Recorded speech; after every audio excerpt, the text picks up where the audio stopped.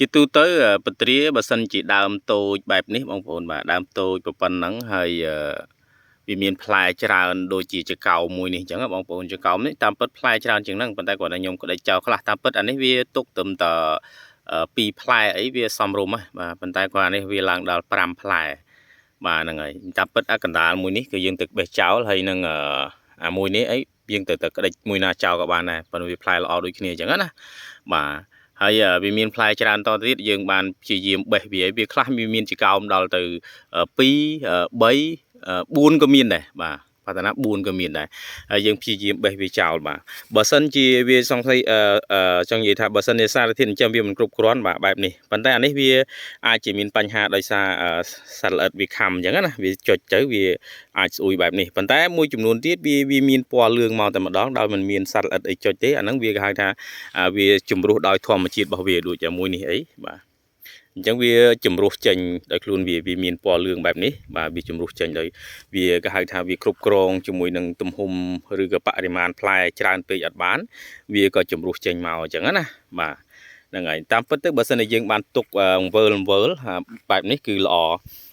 ដើមធំនៅខាងមុខអីនោះយើងអត់បានជួយតែងវាទេបាទអត់បានជួយតែងផ្លែវាទុកឲ្យវាផ្លែច្រើនតែម្ដង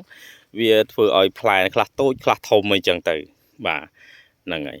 អញ្ចឹងកន្លែងនេះយើងបានជួយវាច្រើនប៉ុន្តែក៏ជួយនៅផ្លែច្រើនទៀតបងប្អូនបាទនៅក្តឹបច្រើនទៀតយើងគួរតែ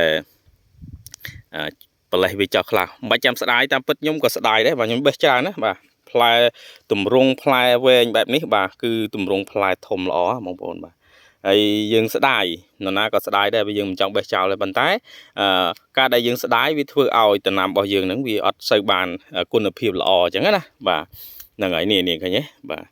ពណ៌ក្បាលរៀងពណ៌រៀងលឿងចេះបាទមិនបាច់ចាំស្ដាយទេយើងបេះចោលទៅបាទមួយថ្ងៃមុខថ្ងៃក្រោយវាគង់តែនឹងជ្រុះដែរទេបាទពណ៌លឿងបែបនេះណាបាទហ្នឹងហើយវាអាចជាត្រូវថ្ងៃប៉ុន្តែគ្រាន់ថាអានេះវានឹងជ្រុះបាទហើយដូចជាកោមអានេះវាមាន2អញ្ចឹង2យើងត្រូវទៅបេះចោលមួយមកចាំស្ដាយទេបាទអូមិនមួយធ្លាក់មកទាំងពីរក៏អត់អីដែរដោយសារតែអានេះមានអានេះហើយមានអានេះបាទអញ្ចឹងយើង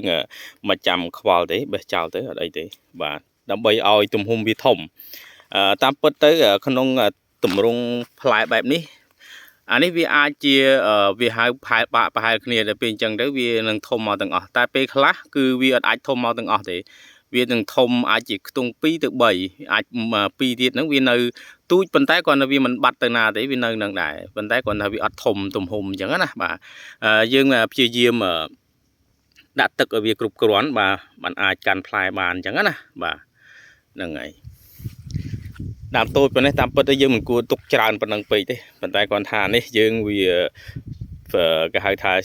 ពិសោធន៍មើលដែរអញ្ចឹងណាបាទបញ្ជាក់ស្ដែងវានៅខាងមុខអីវាច្រើនពេកគឺ